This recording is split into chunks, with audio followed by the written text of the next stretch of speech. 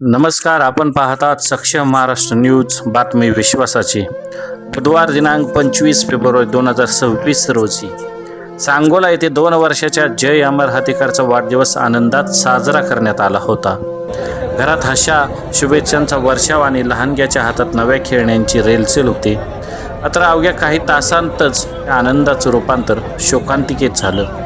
गुरुवार दिनांक 26 फेब्रुवारी 2026 रोजी सायंकाळी साधारण 5 वाजण्याच्या सुमारास भिगवण परिसरात भीषण अपघाताची घटना घडली. वाढदिवस साजरा करून जय, त्याची आई अदिती हातेकर, आजी आजोबा आणि पणजी इको गाडीतून पाटसकडे परत निघाले होते. सोलापूर पुणे महामार्गावर डाळज नंबर 2 गावाच्या हद्दीत टायर पंक्चर झाल्याने उभा असलेल्या आयशर वाहनाला त्यांच्या इको गाडीची पाठीमागून जोरदार धडक बसली. धडक इतकी भीषण होती की गाडीचा मोठ्या प्रमाणात चुराडा झाला. या अपघातात 2 वर्षाचा जय अमर हातेकर, त्याची आई आदिती हातेकर आणि पणजी सखूबाई गिजगे यांचा जागीच मृत्यू झाला. तर गाडी चालवत असलेले आजोबा, आजी आणि 10 महिन्यांची मुलगी जखमी झाले असून त्यांच्यावर भिगवण येथील खाजगी रुग्णालयात उपचार सुरू आहेत. अपघातानंतर वाढदिवसानिमित्त मिळालेली छोटी खेळणी रस्त्यात विखुरलेली दिसत होती. काल आनंद देणारी तीच खेळणी आज या दुर्दैवी घटनेची शांत साक्षीदार ठरली. या अपघातात पुढील तपास भिगवण पोलीस करीत असून आता या घटनेविषयी अधिक माहिती जाणून घेऊया.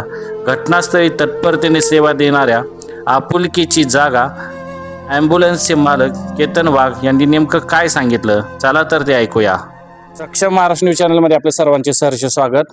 आज ठीक सायंकाळी 5 वाजण्याच्या सुमारास देवापूरच्या जवळ सोलापूरवरून पुण्याच्या दिशेने चाललेल्या इको गाडीचा एक अपघात झाला आणि अपघातामध्ये जागीच 3 जणांचा मृत्यू झालेला आहे.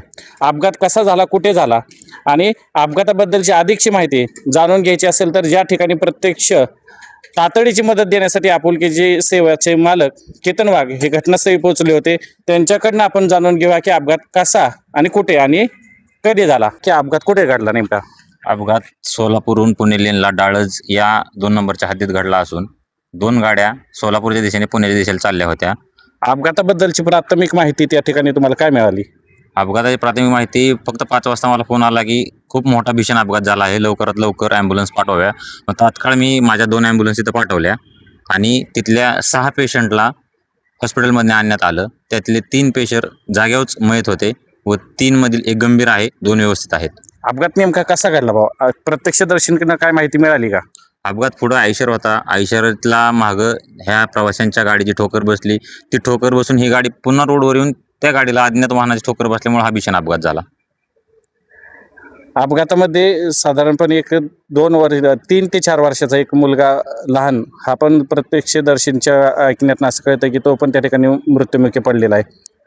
हा तो पण मी आता आणताना मला समजलं की तो पण एक्सपायर झालेला आहे. त्याचा कालच बड्डे झाला होता.